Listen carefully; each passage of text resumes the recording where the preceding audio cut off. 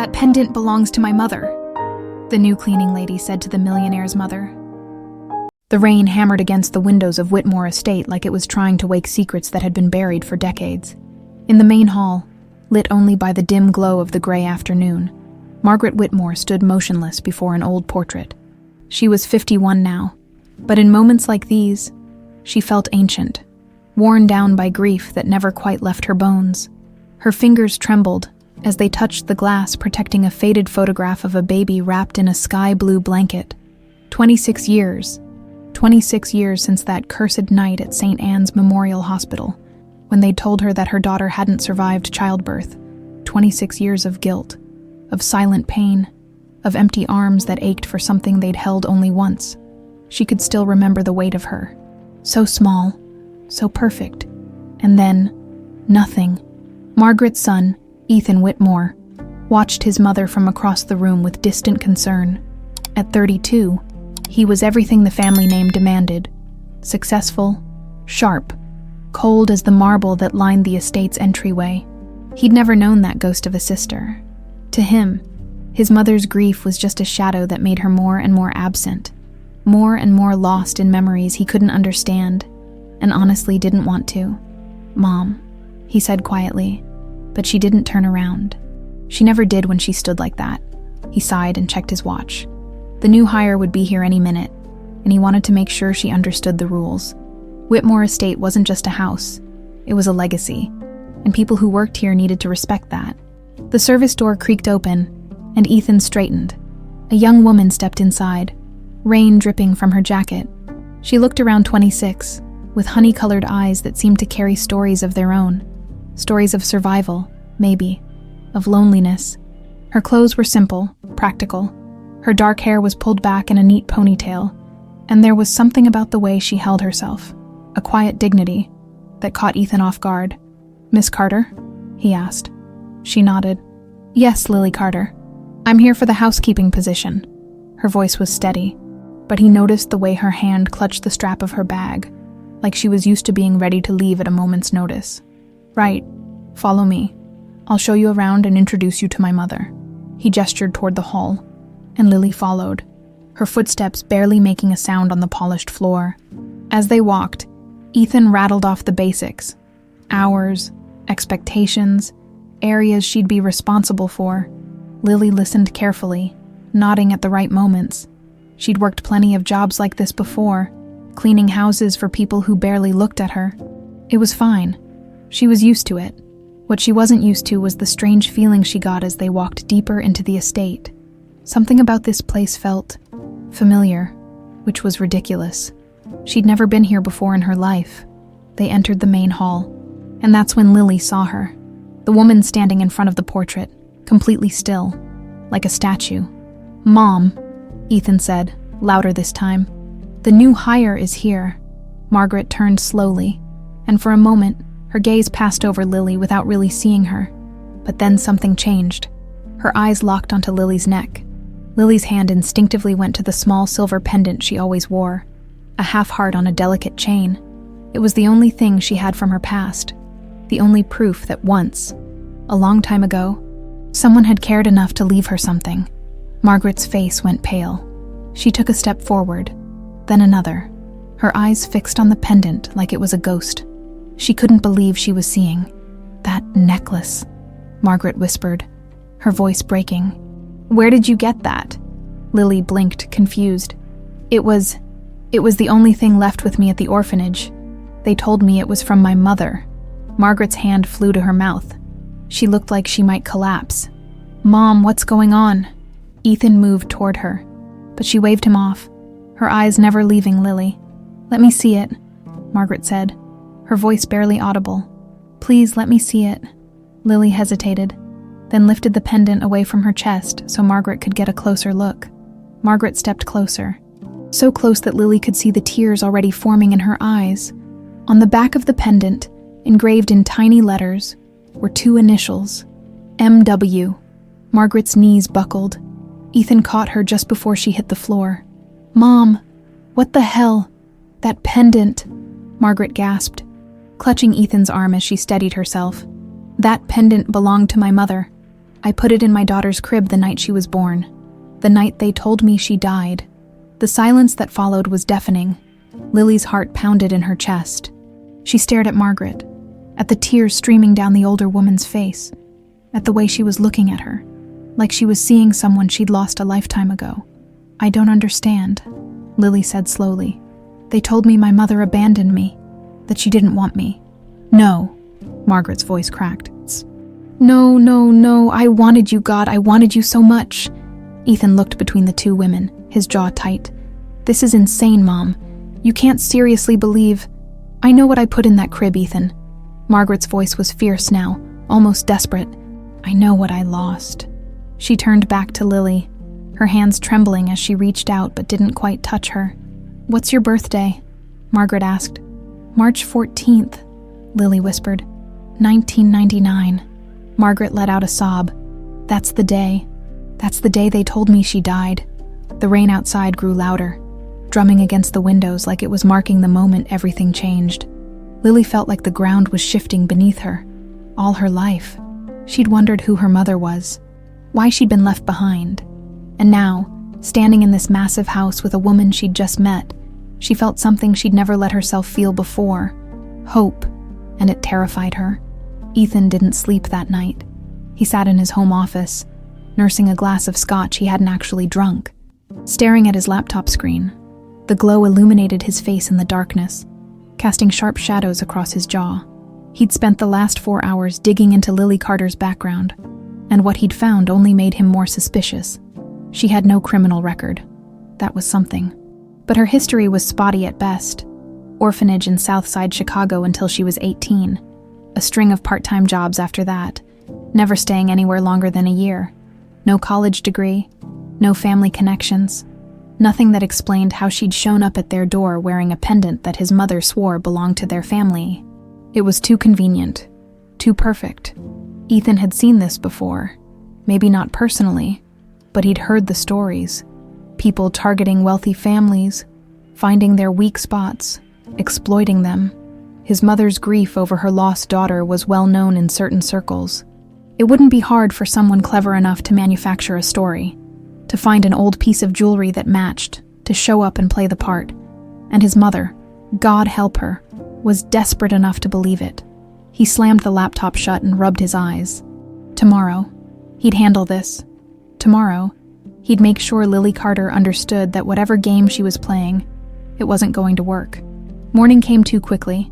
Ethan found his mother in the sunroom, already dressed, sitting across from Lily at the small breakfast table. They were talking quietly, and he noticed something that made his chest tighten. His mother was smiling, actually smiling, in a way he hadn't seen in years. Ethan, Margaret said when she noticed him in the doorway. Come, sit with us. We need to talk, he said, his tone leaving no room for argument. Privately, Margaret's smile faded. Ethan, don't start. Now, Mom. Lily stood up quickly, smoothing her hands over her jeans. It's okay, Mrs. Whitmore. I should get started on my work anyway. You don't have to, Margaret began. But Lily was already heading toward the door as she passed Ethan. Their eyes met briefly. He expected to see guilt there, or maybe fear. Instead, he saw something that looked like resignation, like she'd been expecting this, once Lily was gone. Margaret turned on him. What is wrong with you? What's wrong with me? Ethan shut the door firmly. Mom, you just met this woman yesterday. You don't know anything about her. I know she's wearing my mother's pendant. A pendant that anyone could have gotten from anywhere. Ethan moved closer, lowering his voice. Mom, listen to yourself.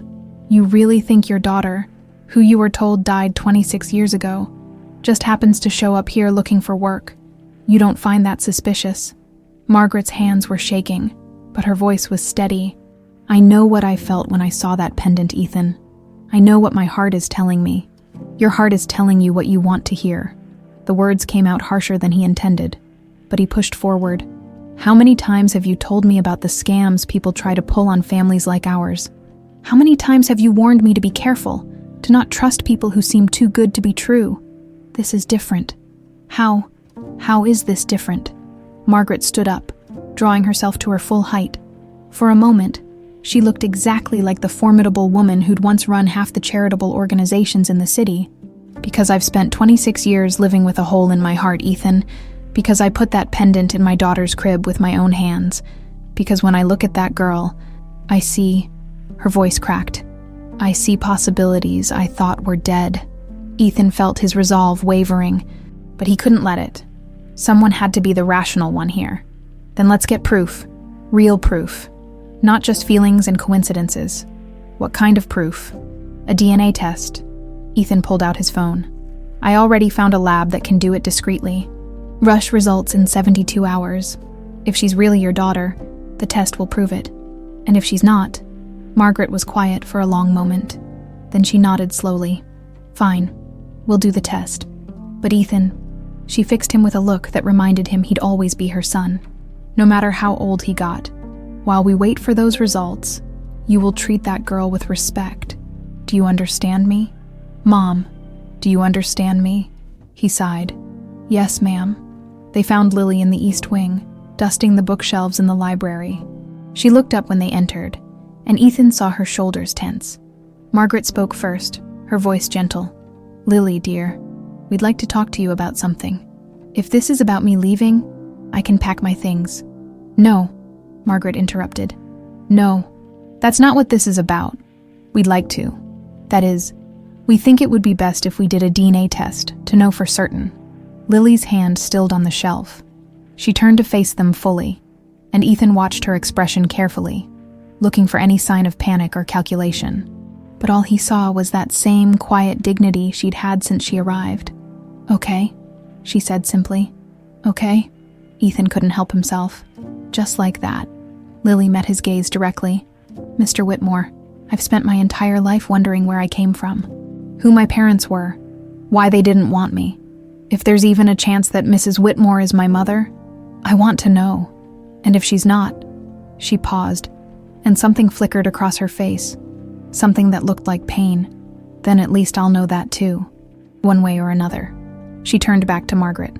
When do we do it? I'll have someone come to the house this afternoon, Ethan said. It's just a cheek swab, simple. All right, Lily nodded. I'll be here. Margaret reached out and squeezed Lily's hand. Thank you, dear. I know this must be strange for you. Strange doesn't even begin to cover it, Mrs. Whitmore. A small, sad smile crossed Lily's face. But I'm used to strange. I've been strange my whole life. The girl nobody wanted. The one who didn't belong anywhere. Maybe this time it'll be different. As Ethan watched his mother embrace this stranger, he felt something uncomfortable twist in his chest. It wasn't quite guilt, but it was close. He told himself he was doing the right thing, protecting his mother, protecting their family. But a small voice in the back of his mind whispered, what if she's telling the truth?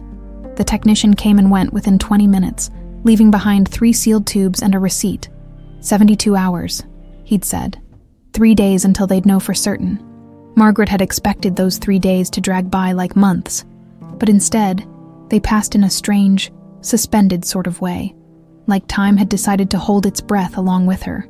She found herself drawn to wherever Lily was, not hovering, exactly, but present, watching, learning, hoping. On the second morning, Margaret woke early and made her way to the kitchen. She hadn't cooked in years. Not really.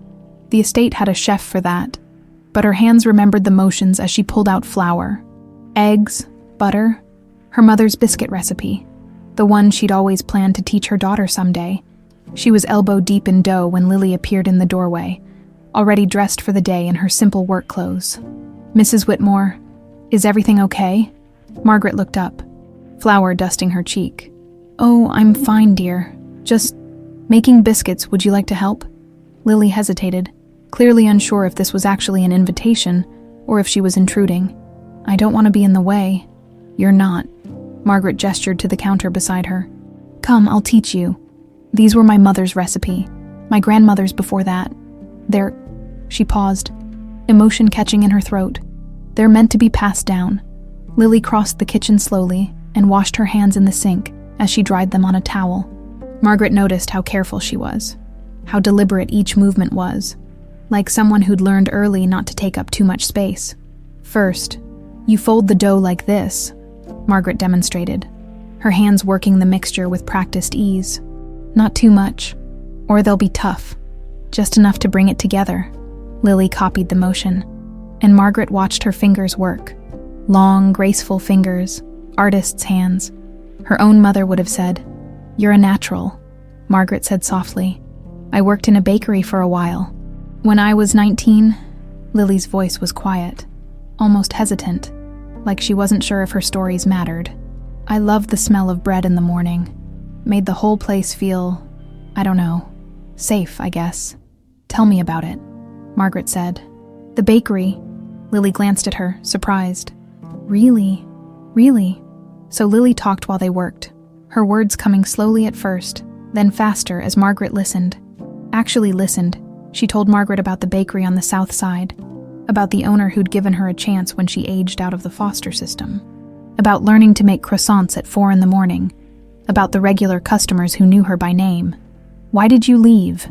Margaret asked as they cut the biscuits into rounds. Lily's hands paused. "The owner died. His kids sold the place. New owners didn't need me." She shrugged. But Margaret saw the hurt behind the gesture. "Story of my life, really. Nothing ever lasts." Margaret wanted to tell her that this would last, that she'd make sure of it, but she couldn't.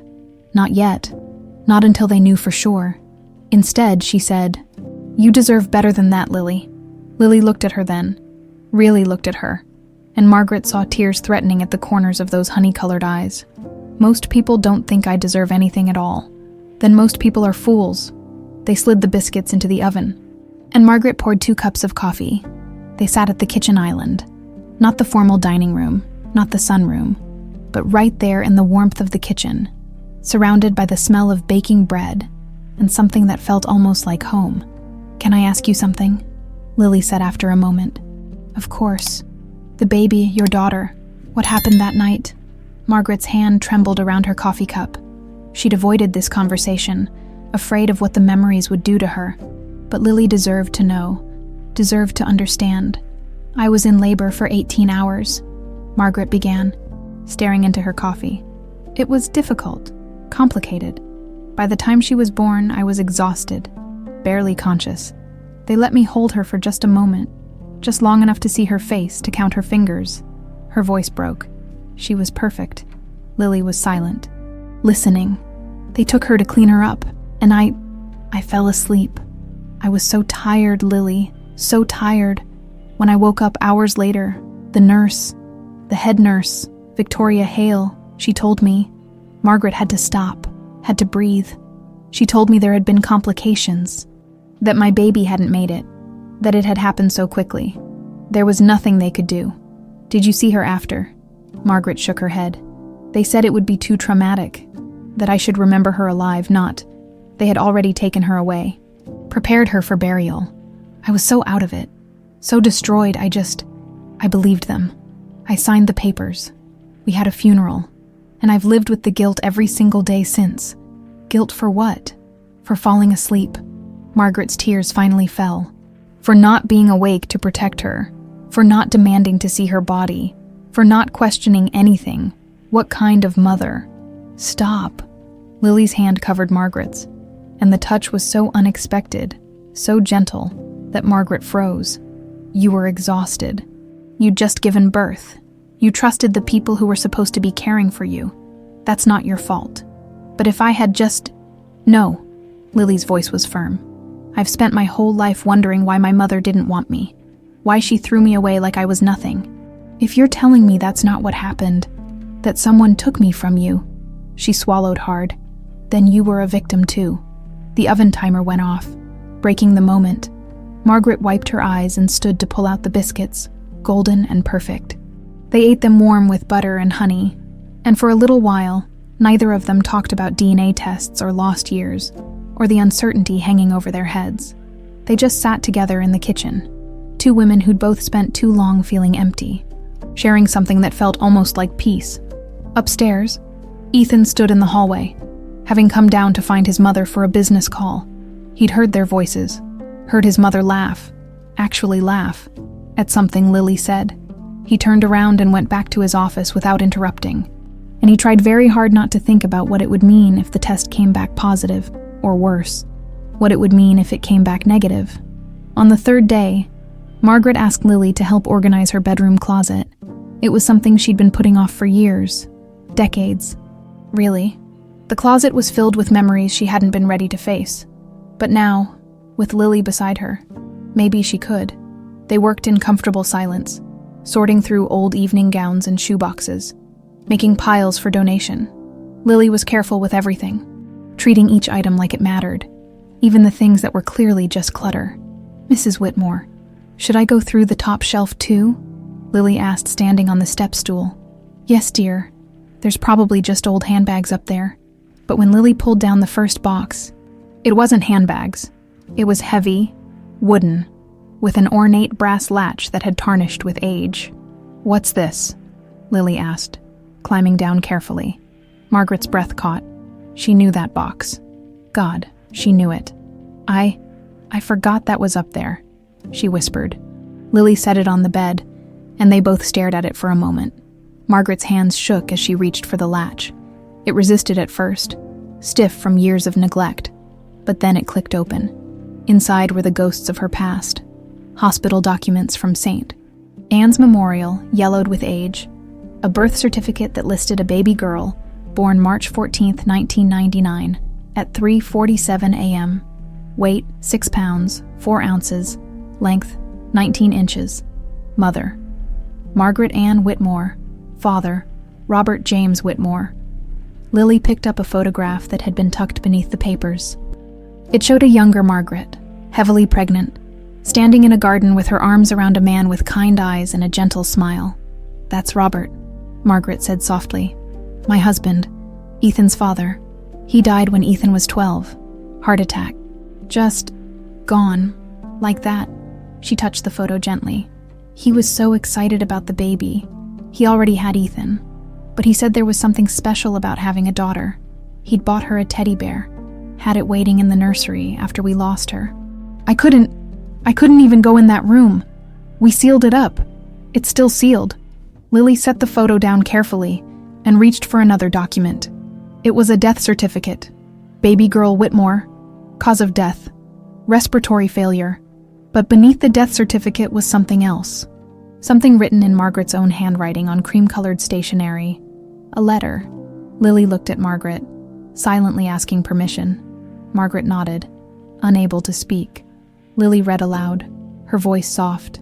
"My darling girl, I don't even know if you had a name yet.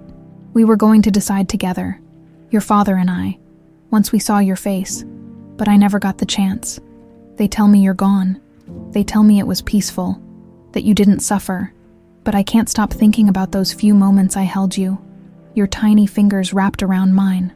The way you looked at me, like you knew me, I fell asleep. That's the part I can't forgive myself for. I was so tired, and I thought there would be time to hold you again, time to tell you all the things I wanted to say. I'm sorry I couldn't protect you. I'm sorry I wasn't strong enough to stay awake. I'm sorry for everything I'll never get to give you. First birthdays, scraped knees, bedtime stories, everything. Your brother will never know you, but I'll make sure he knows you existed, that you mattered. I hope, wherever you are, you know that you were loved. So loved. I'm sorry I failed you, Mom." By the time Lily finished reading, they were both crying. Margaret's sobs were silent, her shoulders shaking. Lily's tears fell onto the letter, and she quickly wiped them away, afraid of damaging it. "You didn't fail anyone," Lily said, her voice thick with emotion. "You didn't." Margaret couldn't respond. She just pulled Lily into her arms and held her. This girl who might be her daughter, who might be the answer to 26 years of prayers. When they finally pulled apart, Lily's eyes were red and swollen. She looked back into the box and froze. "Mrs. Whitmore, there's something else." At the very bottom of the box was a small envelope. On the front, in faded ink, was written, "Victoria Hale, do not forget." Margaret's face went pale. "I forgot I kept that. What is it?"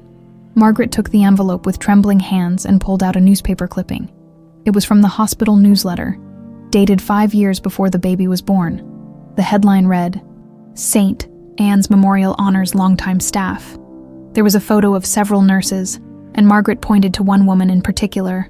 That's Victoria Hale. She was the head nurse in the maternity ward. She's the one who told me my baby died. Lily studied the photo. Victoria was in her early 30s then, attractive in a severe sort of way, with sharp features and cold eyes. "Why did you save this?" Lily asked. Margaret was quiet for a long moment when she spoke. Her voice was barely audible.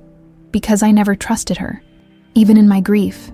Even when I was too broken to question anything. Something about her didn't sit right. The way she looked at me. The way she spoke, like she was satisfied. Does that sound crazy?" "No," Lily said. "It sounds like instinct." Margaret pulled out another piece of paper from the envelope. A handwritten note, dated 10 years before the baby's birth. "Margaret, I know about you and Robert. I know everything. You think you're so special, so perfect. But he'll see the truth eventually. He'll see that you're nothing. V." Lily's eyes widened. "Victoria Hale wrote this to you." Margaret nodded. "Before Robert and I were married, he briefly dated someone from the hospital. It ended badly. She couldn't accept that he'd moved on. She sent me letters, made phone calls. Eventually, she stopped, and I thought it was over. But when I gave birth, she was there. She was the head nurse, and when my baby died," Margaret's voice cracked. "I've wondered all these years, but I was too afraid to ask the question." "What question?" Margaret met Lily's eyes, and in them was a terrible, desperate hope mixed with horror. "What if my baby didn't die? What if Victoria took her?" The words hung in the air between them like a bomb waiting to explode. Lily's hand went to the pendant around her neck, and Margaret's eyes followed the movement. They both knew what they were thinking. They both knew what it might mean. "The DNA results," Lily whispered. "When do they come?" Margaret checked her phone with shaking hands. "The lab said they'd email by end of day today." They sat there on the bed, surrounded by the evidence of a past that was suddenly, terrifyingly, not as settled as they'd thought, and they waited. The email arrived at 4:47 p.m. Margaret was in the library with Lily when her phone chimed. They'd been trying to distract themselves with books neither of them could focus on, the wooden box sitting between them on the coffee table like a silent witness. Margaret's hand shook so badly she almost dropped the phone. "It's here," she whispered. Lily set her book down, her face pale. "Do you want me to leave? Give you privacy?" "No." Margaret's voice was firm despite her trembling. "No. I want you here. Whatever this says, I want you here." She looked around the library. "Where's Ethan?" "I think he's in his office," Lily said quietly. Margaret stood on unsteady legs. "I need him here too. This affects all of us." She found Ethan exactly where Lily said he'd be, staring at his computer screen but clearly not seeing it. He'd been like that for the past 3 days.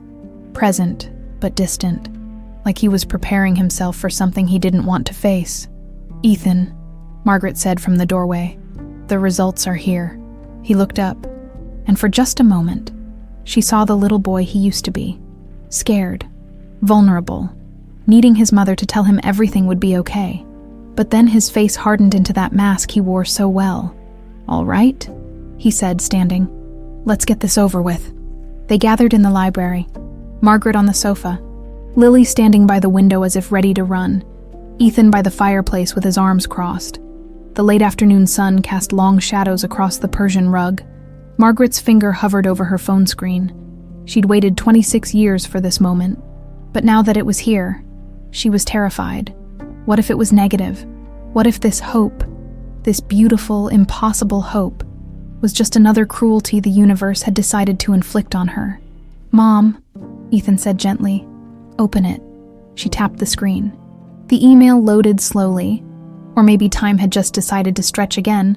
Margaret scanned the technical jargon, the identification numbers, the chain of custody information, and then she saw it. The conclusion section, the only part that mattered.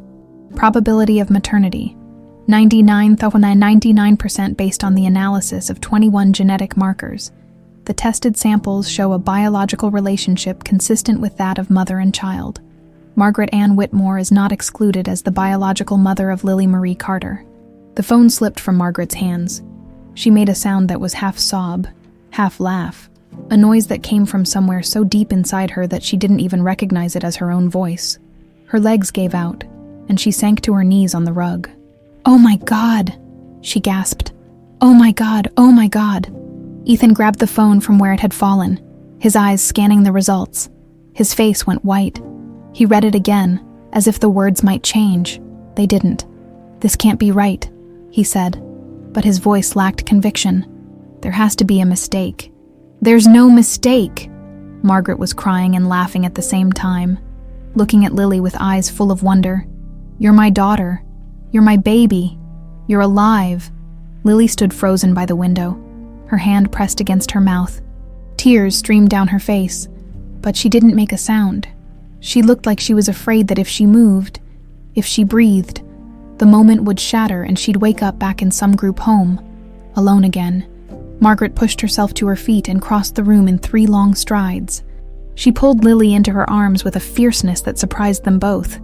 "You're mine," Margaret sobbed into Lily's hair. "You're mine. You're mine. Oh God, you're mine." And then Lily broke. All those years of holding herself together, of being strong because no one else would be strong for her, of never letting herself hope for too much. It all came crashing down. She clung to Margaret and cried like a child, like the baby who'd been stolen from her mother's arms 26 years ago. "I'm sorry," Lily gasped between sobs. "I'm sorry I couldn't find you sooner. I'm sorry." "No." Margaret pulled back just enough to cup Lily's face in her hands. "No, baby. No. You have nothing to be sorry for. Nothing. This wasn't your fault. None of this was your fault."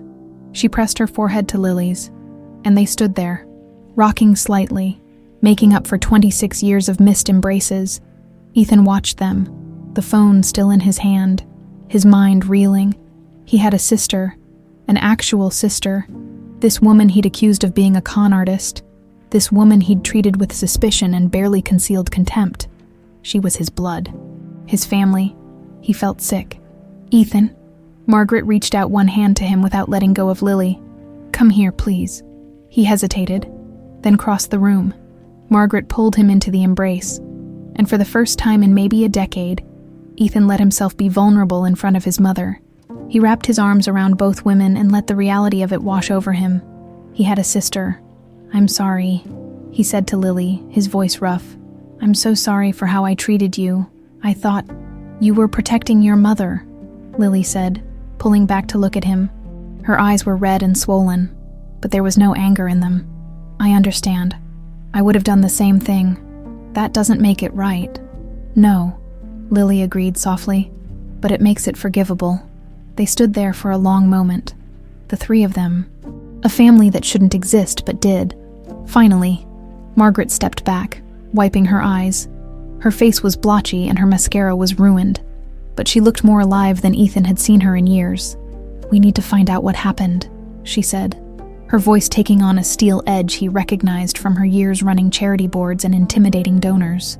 "We need to find out how this happened, who took my baby, and we need to make sure they pay for what they did." Ethan nodded, his business mind already working. "I'll hire investigators, private ones, the best. We'll get bank records, hospital records, everything. There's someone specific we need to look into," Lily said quietly. She gestured to the wooden box on the table. "Victoria Hale." Margaret's jaw tightened. Yes, Victoria Hale. The name hung in the air like a curse. Outside, the sun was setting, painting the sky in shades of orange and red. But inside the library, something else was dawning. Not just the joy of reunion, but the burning need for justice, for answers, for vengeance. Margaret walked back to the box and pulled out the photograph of Victoria Hale, staring at those cold eyes that had looked at her with such satisfaction 26 years ago. "We're coming for you," Margaret whispered to the photograph. "And you're going to tell us everything." Ethan didn't waste time. By the next morning, he'd already contacted 3 of the most discreet private investigation firms in the city. By noon, he'd hired the best one, Hartley and Associates, known for handling sensitive cases for wealthy families who couldn't afford scandals going public. The lead investigator, a sharp-eyed woman named Diana Hartley, sat across from them in Ethan's home office. She was in her mid-50s, dressed in a crisp gray suit, her silver hair pulled back in a severe bun. She'd been taking notes for the past 20 minutes, her expression never changing as Margaret recounted the nightmare of March 14, 1999. "So let me make sure I understand," Diana said, clicking her pen. "You gave birth at St. Anne's Memorial Hospital.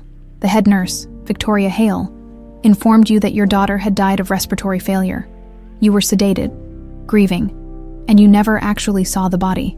"That's correct," Margaret said. Her hand was clasped tightly with Lily's. They'd barely let go of each other since the DNA results came back. Diana wrote something down. "And you had previous conflict with this nurse." "She was obsessed with my husband," Margaret said, "before we were married. They dated briefly. She couldn't let it go. The letters, the phone calls. It went on for almost a year before she finally stopped. Or I thought she stopped. But she was still working at the hospital where you gave birth." "Yes." Diana's expression darkened slightly. "That's not a coincidence, Ms. Whitmore. In my experience, people who can't let go of rejection often wait for opportunities, and a delivery room during a difficult labor, with you sedated and vulnerable, that's an opportunity." Lily spoke up for the first time. "What do you need from us?" "Everything you can remember about that night, every detail, no matter how small, names of other staff members who were present, paperwork, if you still have it, and I'll need permission to access hospital records." "Whatever you need," Ethan said. "Money is no object. I want to know everything about Victoria Hale, where she is now, what she's been doing, if there are others." "Others?" Margaret's head snapped toward him. Ethan exchanged a look with Diana. "Mom, if Victoria did this to you, there's a chance you weren't the only one. People who do something this calculated, this cruel, they rarely do it just once." The words hit Margaret like a physical blow. "Oh God, you think there are other families, other babies?" "We don't know yet," Diana said carefully.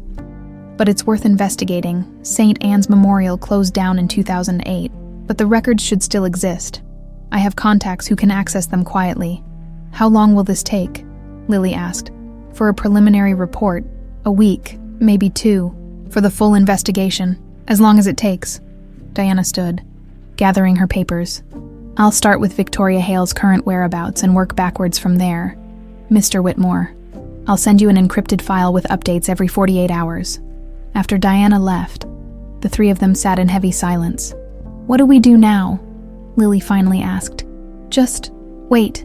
"We wait," Margaret said, "and we prepare." 6 days later, Diana's first major report arrived. They gathered in the library again. It had become their war room of sorts. Ethan pulled the encrypted file up on his laptop and connected it to the large screen on the wall. Diana's face appeared via video call. "I'm going to be direct with you. What I found is worse than we thought." Margaret gripped Lily's hand tighter. "Victoria Hale is currently the director of Mercy Regional Hospital in Connecticut. She's highly respected in the medical community, serves on several boards, has received numerous awards for her work in pediatric care." "Pediatric care," Lily said, her voice hollow. "She steals babies and then gets awards for caring for children." "It gets worse," Diana continued. "I pulled records from St. Anne's Memorial for the 3 years Victoria Hale was head nurse in the maternity ward, 1997 to 2000. In that period, there were 17 infant deaths reported in her ward. 17. Margaret felt the blood drain from her face. The national average for a hospital that size would be 4 to 6. 17 is a massive statistical anomaly. But here's the thing. No one ever investigated. Victoria was considered an exemplary nurse. She wrote detailed reports for each death, all of them different causes: respiratory failure, heart defects, complications from premature birth. The families were devastated, but they trusted her. Ethan leaned forward. "You're saying she took 17 babies?" "I'm saying it's possible. I've started tracking down the families. So far, I've located 9 of them. 3 are willing to talk. The others..." Diana's face was grim. "Some moved away and left no forwarding address. Some changed their names. One couple divorced within a year of the loss. These deaths destroyed lives." Lily stood up abruptly and walked to the window. her arms wrapped around herself. She's been doing this for decades, building a career on stolen children and destroyed families. How did she get away with it? Margaret's voice was barely audible. How did no one notice? She was smart, Diana said. She spread it out.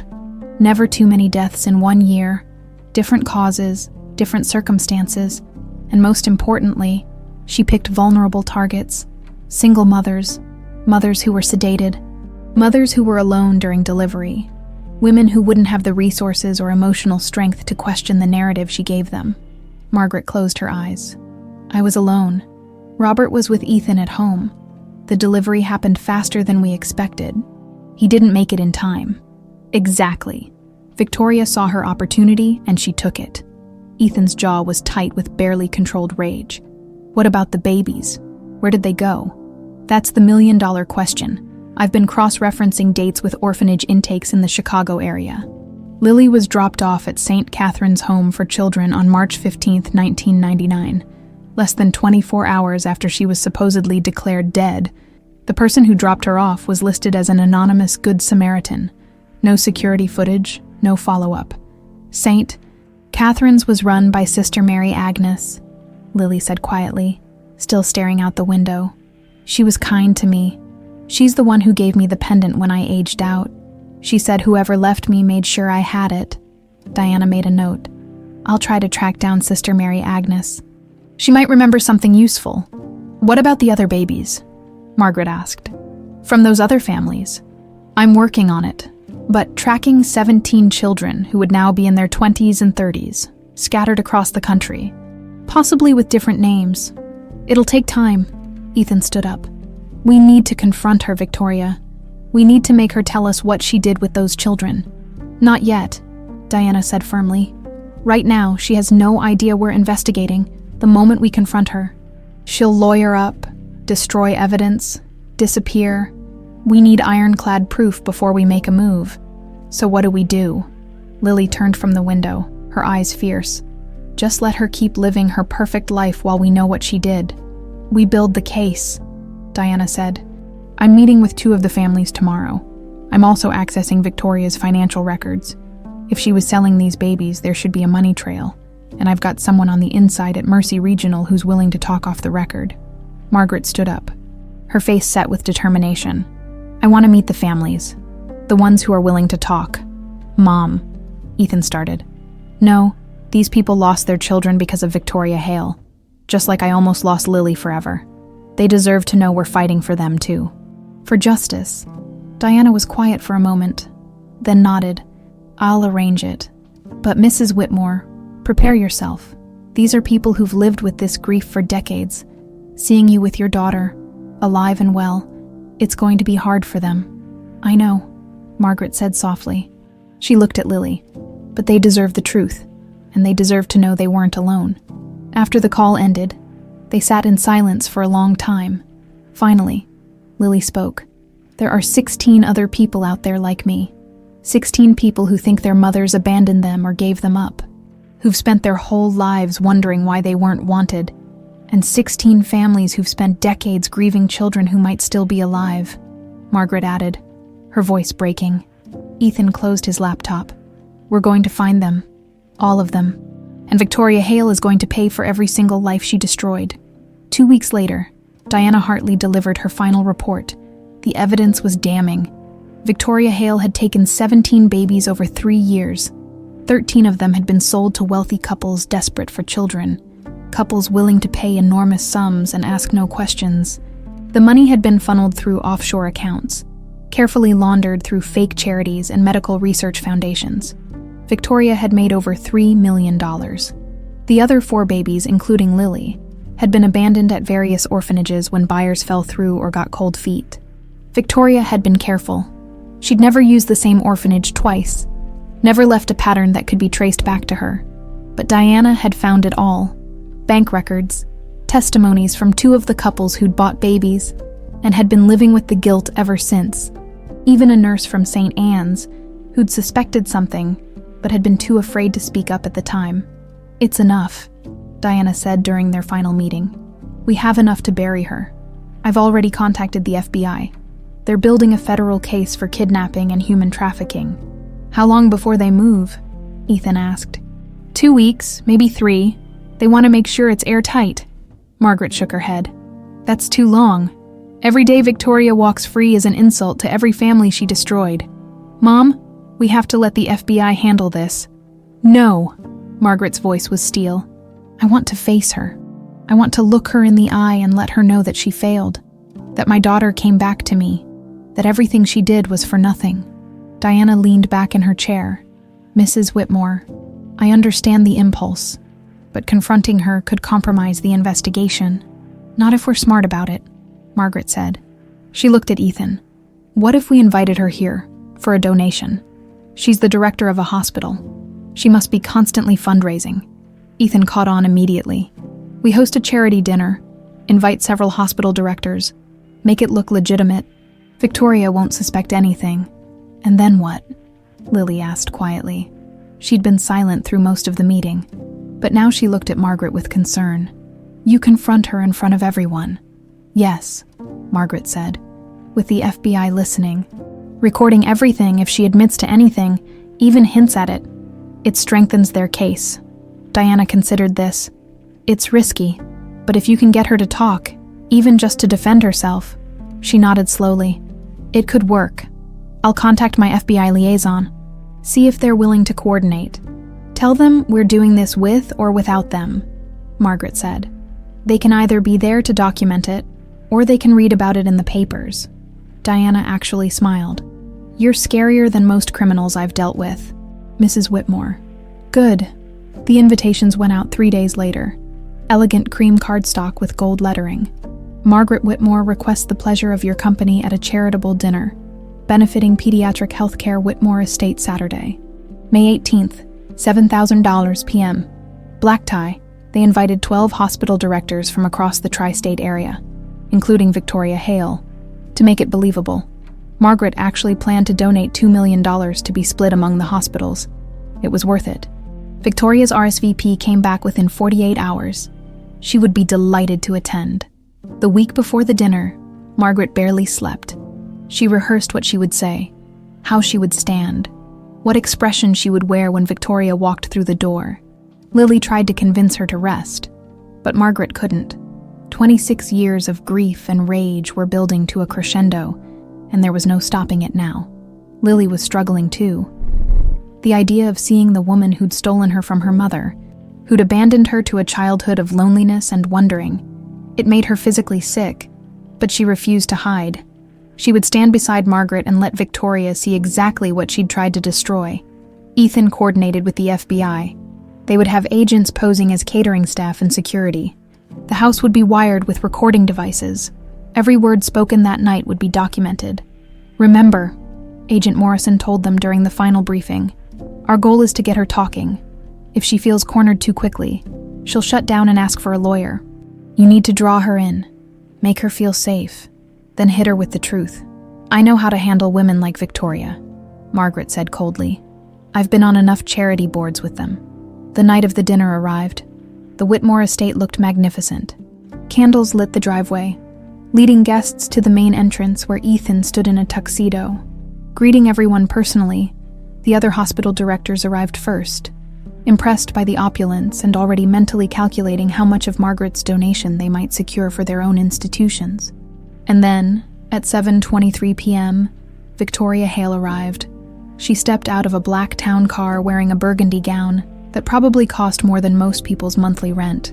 Her hair was swept up elegantly, diamonds at her throat and ears. She was 58 now, but she'd aged well. Money and the absence of conscience apparently did wonders for the skin. Mr. Whitmore, she said, offering her hand to Ethan. What a beautiful home. Your mother is extraordinarily generous to host this event. Ethan shook her hand, fighting the urge to crush it. She's very passionate about pediatric health care, given her own experiences. If Victoria registered any concern at that statement, she didn't show it. Of course, losing a child is every mother's nightmare. Yes, Ethan said, his smile not reaching his eyes. It is.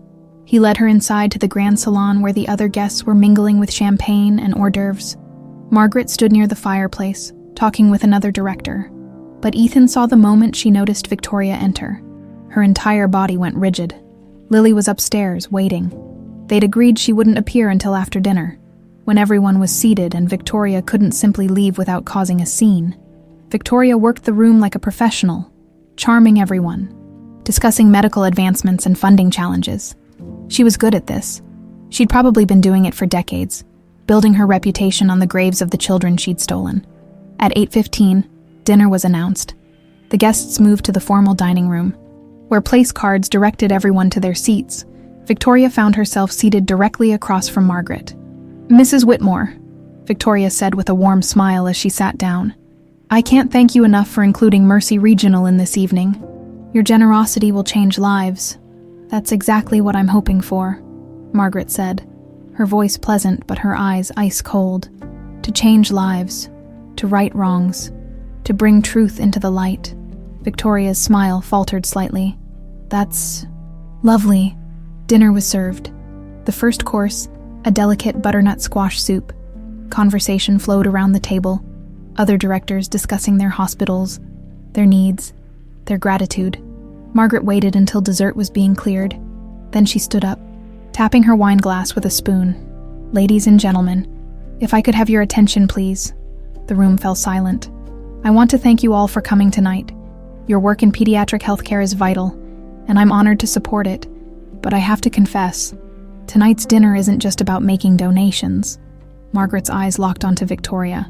"It's also about truth, about justice, about a crime that was committed 26 years ago at St. Anne's Memorial Hospital." Victoria's face went pale. She started to stand. "I'm not sure what you're—" "Sit down, Victoria." The command in Margaret's voice made Victoria freeze. Around the table, the other guests looked confused, uncomfortable. Margaret gestured to the doorway. "I'd like you all to meet someone." Lily walked in. She wore a simple black dress, her hair down around her shoulders, and around her neck, clearly visible, was the silver pendant. Victoria's eyes went to the pendant, and the blood drained completely from her face. "This is my daughter," Margaret said, her voice trembling with controlled emotion. "Lily Whitmore. On March 14, 1999, I gave birth to her at St. Anne's Memorial Hospital, and Victoria Hale told me she died. But she didn't die, did she, Victoria?" Victoria was shaking her head, standing now. "This is insane. I don't know what you're talking about." "You took 17 babies," Margaret continued. "17 families you destroyed, and you built your entire career on their grief." "I'm leaving." Victoria grabbed her purse. "The FBI is outside," Ethan said calmly.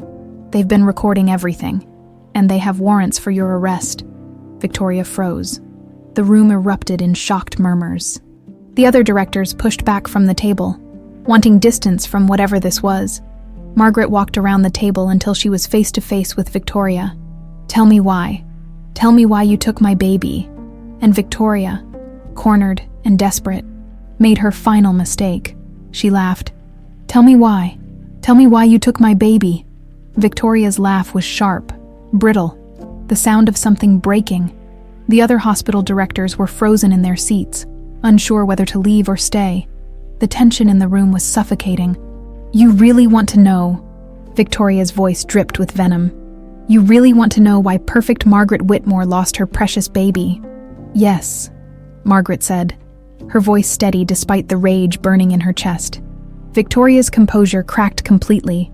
26 years of carefully constructed lies and respectability shattered in an instant.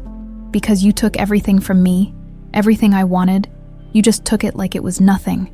I never took anything from you." "Robert was mine," Victoria screamed. The room went deathly silent.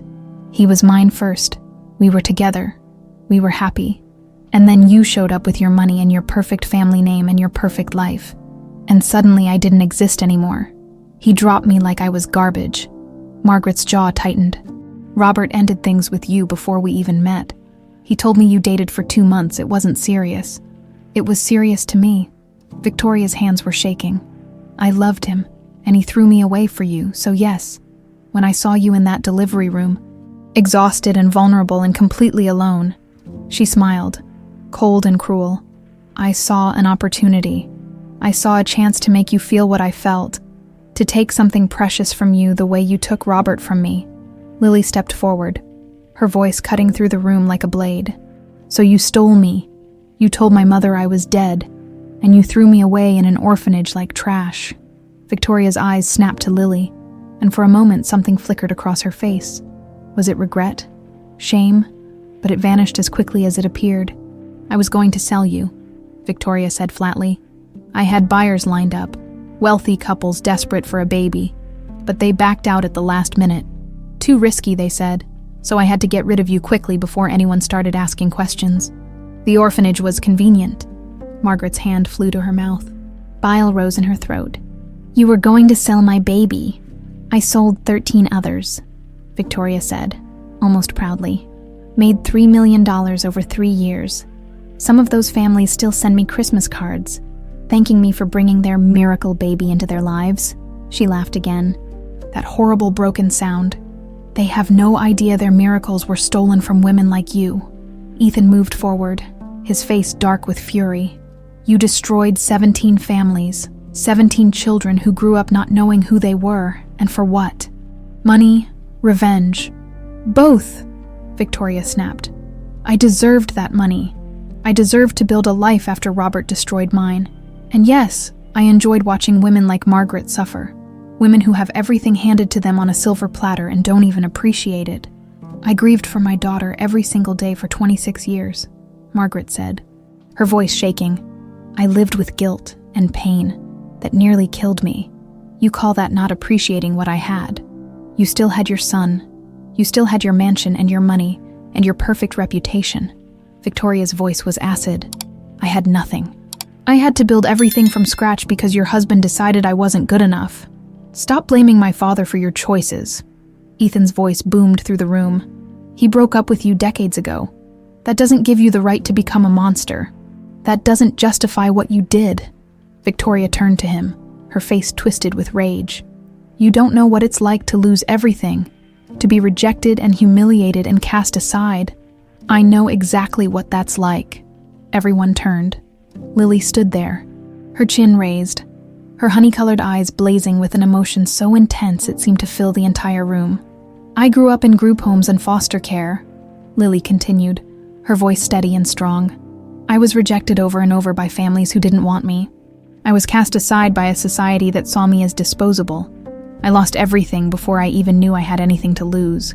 But you know what I didn't do?" She took a step closer to Victoria. "I didn't hurt innocent people. I didn't steal babies from their mothers. I didn't build my success on the suffering of others. I survived, and I became someone good despite everything. So don't you dare stand there and use your pain as an excuse for the evil you chose to do." Victoria stared at Lily, and for the first time, she seemed to truly see her, not as an object, not as revenge, but as the human being whose life she'd destroyed. "You should have died that night," Victoria whispered. "That would have been cleaner, easier." The words hit like a physical blow. Margaret moved so fast no one could stop her. She crossed the space between them and slapped Victoria across the face with a crack that echoed through the room. "My daughter is alive," Margaret said, her voice low and deadly.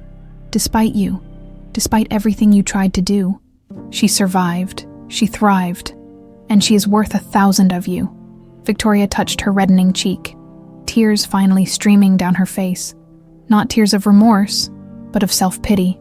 "I just wanted him to hurt the way I hurt. I wanted you to feel." "You succeeded," Margaret interrupted. "You made me feel pain I wouldn't wish on my worst enemy. But here's what you didn't count on, Victoria. Love is stronger than your hate. My daughter found her way back to me. The heart you tried to break is whole again." The dining room doors burst open. FBI agents poured in, led by Agent Morrison.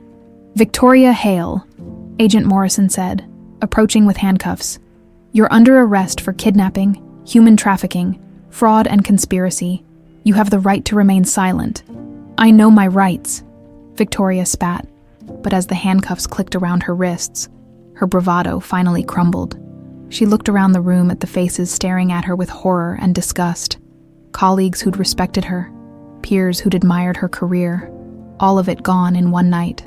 "Mrs. Whitmore," Agent Morrison said, turning to Margaret, We'll need detailed statements from all three of you. We've recorded everything said here tonight, combined with the financial evidence and witness testimonies we've already collected. This case is solid. How long will she get? Ethan asked. With 17 counts of kidnapping, human trafficking charges, we're looking at minimum 15 years, possibly more. Agent Morrison gestured to his team to take Victoria away. She'll spend the rest of her productive life in prison. As they led Victoria toward the door, she turned one last time to look at Margaret and Lily. "I'm not sorry," she said. "If I had to do it over again, I would. Because for 3 years I had power. For 3 years, I made women like you hurt. And that was worth everything." "No," Lily said quietly. "It wasn't, because in the end, you lost everything and we got each other back. You didn't win, Victoria. You never had a chance of winning. Love always wins." Victoria's face contorted with rage, but the agents pulled her away before she could respond. Her screams echoed down the hallway as they took her out to the waiting police cars. The other hospital directors scrambled to leave, apologizing profusely to Margaret, clearly wanting to distance themselves from the scandal.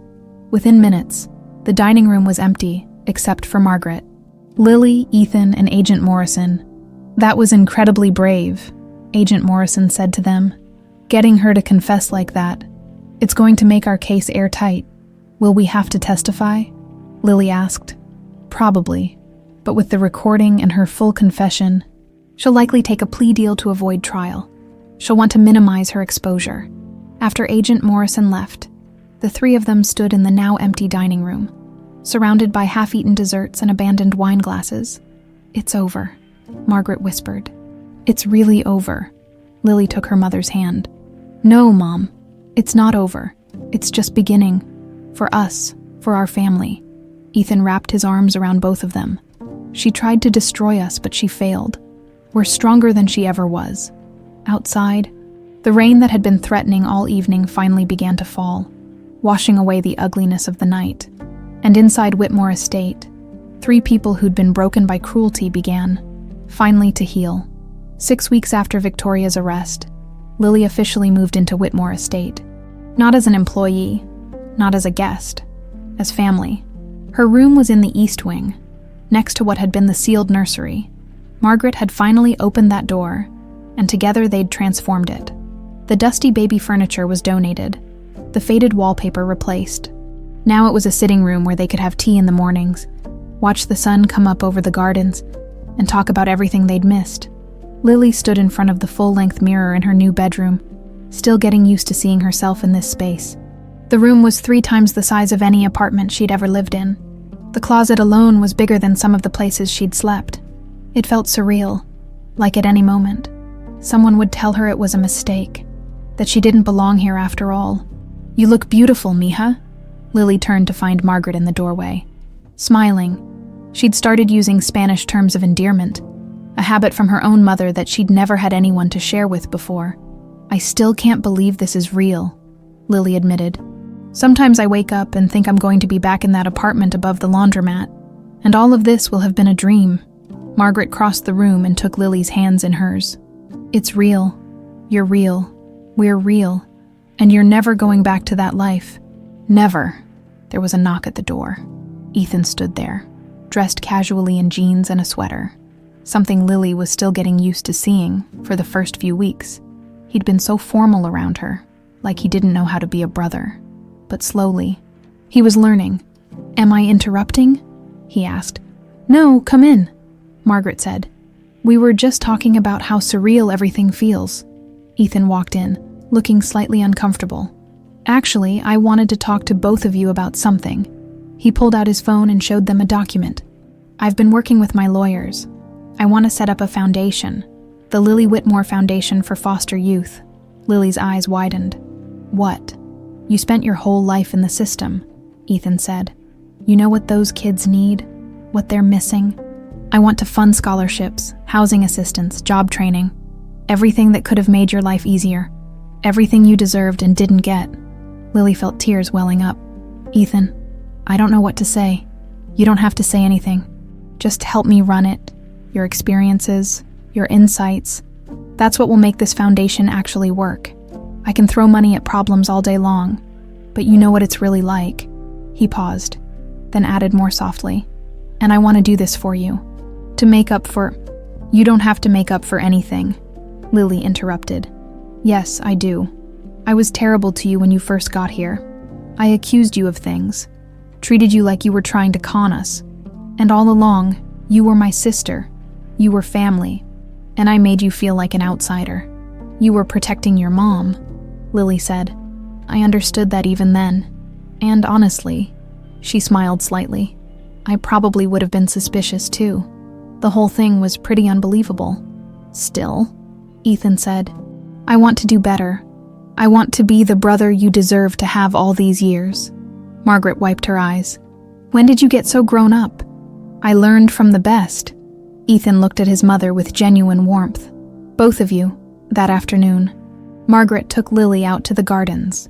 They'd started a new tradition, working with the roses that Robert had planted years ago. Margaret taught Lily how to prune them, how to tell which buds would bloom and which needed to be cut back. "Your father loved these gardens," Margaret said as they worked. "He said roses were like people. They needed care and attention, and sometimes they needed to be cut back to grow stronger. I wish I could have known him," Lily said quietly. "He would have loved you so much." Margaret's voice was thick with emotion. He wanted a daughter so badly. He already had Ethan, and he loved him fiercely. But there was something about the idea of having a little girl. He bought so many things for the nursery. Books he wanted to read to you, a rocking chair so he could hold you, that teddy bear I told you about. "What happened to it, the teddy bear?" Margaret paused in her pruning. "It's in the attic. I couldn't bear to look at it after I thought you died. But we could get it down if you want." "I'd like that," Lily said. "Even if I can't remember him, having something he chose for me. It would mean a lot." They worked in comfortable silence for a while, the afternoon sun warm on their backs. Then Margaret spoke again. "I've been thinking about something. I want to introduce you to society." "Properly?"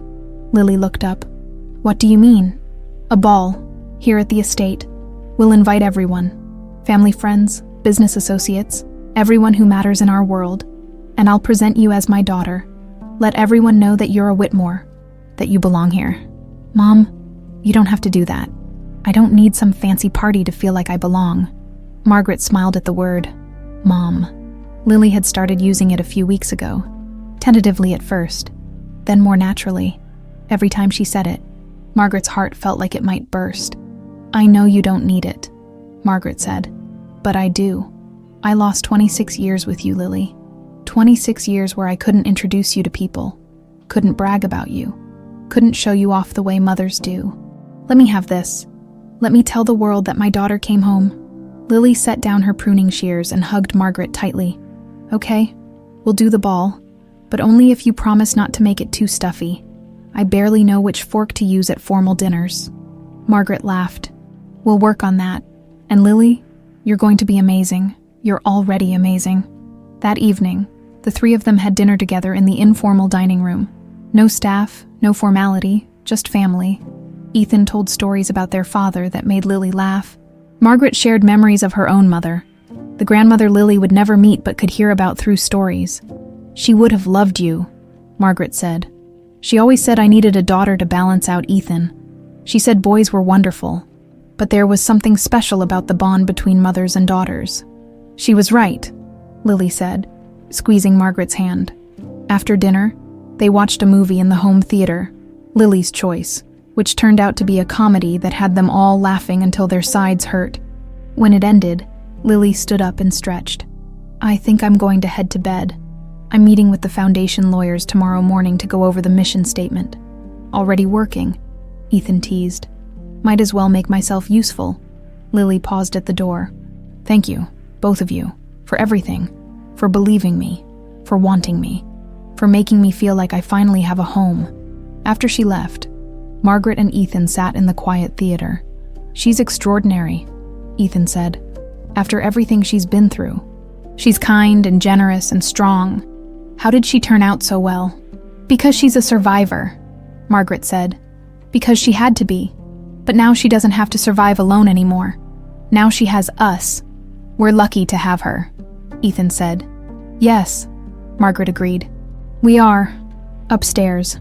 Lily got ready for bed in her beautiful room that still didn't quite feel real. She took off the pendant, the half-heart that had led her home, and held it in her palm. Tomorrow, Margaret would give her the other half. They'd planned a small ceremony, just the three of them, where they'd unite the pieces and make the heart whole again. Lily set the pendant on her nightstand and climbed into bed. Through the window, she could see the gardens where she and Margaret had worked that afternoon. The roses her father had planted so many years ago. She'd spent 26 years wondering where she came from, who her family was, why she'd been abandoned. Now she knew. And even though the truth was painful, stolen, not abandoned, it had led her here, to this room, to this family, to this home.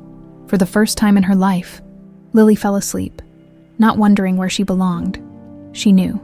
6 months had passed since that dinner. 6 months since Victoria Hale's world had collapsed in front of a room full of witnesses and FBI agents. The morning sun painted the Whitmore Estate gardens in shades of gold and amber, the kind of light that made everything look like it belonged in a painting. Margaret stood by the rose bushes, Robert's roses, their blooms fuller and more vibrant than they'd been in years. Lily said it was because they were finally being cared for properly. Margaret thought maybe they were just responding to the happiness that had seeped back into the estate's soil. "Mom!" Margaret turned to find Lily walking across the lawn, 2 steaming mugs in her hands. She wore jeans and one of Ethan's old college sweatshirts. Her hair pulled back in that same practical ponytail she'd had the first day they met. But everything else about her was different now. There was light in her eyes, peace in her smile. She moved through the world like someone who knew she was loved. "I brought you coffee," Lily said, handing over one of the mugs. "Ethan's on a conference call, but he said he'd be down in about 20 minutes. "Thank you, Misha." Margaret took the coffee gratefully. They'd started most mornings like this over the past few months. Just the two of them, watching the sunrise, talking about everything and nothing. Lily stood beside her, looking at the roses. "I think the yellow ones are Dad's favorites. They're the healthiest." Margaret smiled. Lily had started calling Robert Dad about a month ago. She'd never met him, would never meet him, but through stories and photos and the legacy he'd left behind, she'd claimed him as hers anyway. "He would be so proud of you," Margaret said, "of the woman you've become, of everything you're doing with the foundation." The Lily Whitmore Foundation had officially launched 3 weeks ago. In that short time, they'd already provided housing assistance to 37 former foster youth and funded scholarships for 12 more. Lily had thrown herself into the work with a passion that amazed everyone who met her. "We got another call yesterday," Lily said, "from one of the families, the Harrisons. Their daughter was one of the 17.